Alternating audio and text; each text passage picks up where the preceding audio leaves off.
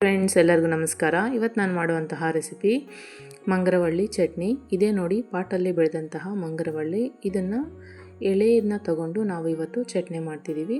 ಇದರ ಉಪಯೋಗಗಳು ತುಂಬಾ ಇದ್ದಾವೆ. ಮಂಗರವಳ್ಳಿ ಗಿಡನ ಪೇಸ್ಟ್ ಮಾಡಿ ಮೂಳೆ ಮುರಿದಂತಹ ಜಾಗದಲ್ಲಿ ಹಚ್ಕೊಂಡ್ರೆ ಪೇಯ್ನು ಕಡಿಮೆಯಾಗುತ್ತೆ. ನೈಟ್ ಟೈಮಲ್ಲಿ ಹಚ್ಕೊಂಡು ಮಲಗಬೇಕು. ನಂತರ ಬೆಳಿಗ್ಗೆ ಎದ್ದು ಅದಕ್ಕೆ ಉಗುರು ಬೆಚ್ಚಿನ ನೀರಿನಲ್ಲಿ ತೊಳ್ಕೊಂಡ್ರೆ ಪೇಯ್ನು ರಿಲೀಫ್ ಆಗುತ್ತೆ. ಚಟ್ನಿಗೆ ಏನೇನು ಬೇಕೋ ನೋಡೋಣ ಬನ್ನಿ. ಬ್ಯಾಡಗೆ ಮೆಣಸಿನ್ಕಾಯಿ, ಗುಂಟೂರು ಮೆಣಸಿನ್ಕಾಯಿ, 1 ಗಡ್ಡೆ ಬೆಳ್ಳುಳ್ಳಿ, ಕರಿಬೇವು, 1.5 ಸ್ಪೂನ್ ಜೀರಿಗೆ, 2 ಸ್ಪೂನ್ ಧನಿಯಾ ತಗೊಳ್ಳಿ.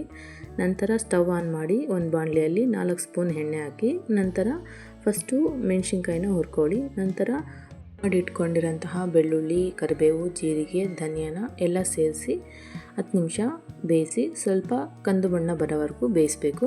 ನಂತರ ವಾಶ್ ಮಾಡಿ ಇಟ್ಕೊಂಡಿರೋಂತಹ ಮಂಗರವಳ್ಳಿನ ಸೇರಿಸ್ಬಿಟ್ಟು 10 ನಿಮಿಷದ ಕಾಲ ಅದನ್ನು ಬೇಯಿಸಬೇಕು. ಇದರಲ್ಲೇ ನಾವು ಹುಣಸೆ ಹಣ್ಣನ್ನು, ಒಂದು ನಿಂಬೆ ಹಣ್ಣಿನ ಗಾತ್ರದಷ್ಟು ಹುಣಸೆ ಹಣ್ಣನ್ನ ಸೇರಿಸ್ಬಿಟ್ಟು ಹುರಿಬೇಕು.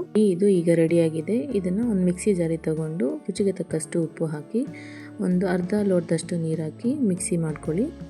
ಚಟ್ನಿ ಅನ್ನೋದ್ರ ಜೊತೆಗೆ ತುಂಬ ಚೆನ್ನಾಗಿರುತ್ತೆ. ಈ ಮಂಗರವಳ್ಳಿನ ಕಟ್ ಮಾಡಬೇಕಾದ್ರೆ ನೀವು ಕೈಯಲ್ಲಿ ಎಣ್ಣೆ ಹಚ್ಕೊಂಡು ನಂತರ ಕಟ್ ಮಾಡ್ಕೊಳ್ಳಿ, ಇಲ್ಲಾಂದರೆ ಇದು ಇಚ್ಚಿಂಗ್ ಆಗುತ್ತೆ. ಮನೆಯಲ್ಲಿ ಈ ರೆಸಿಪಿನ ಟ್ರೈ ಮಾಡಿ ಹೇಗೆ ಬಂತು ಅಂತ ಕಮೆಂಟ್ ಮಾಡಿ ತಿಳಿಸಿ.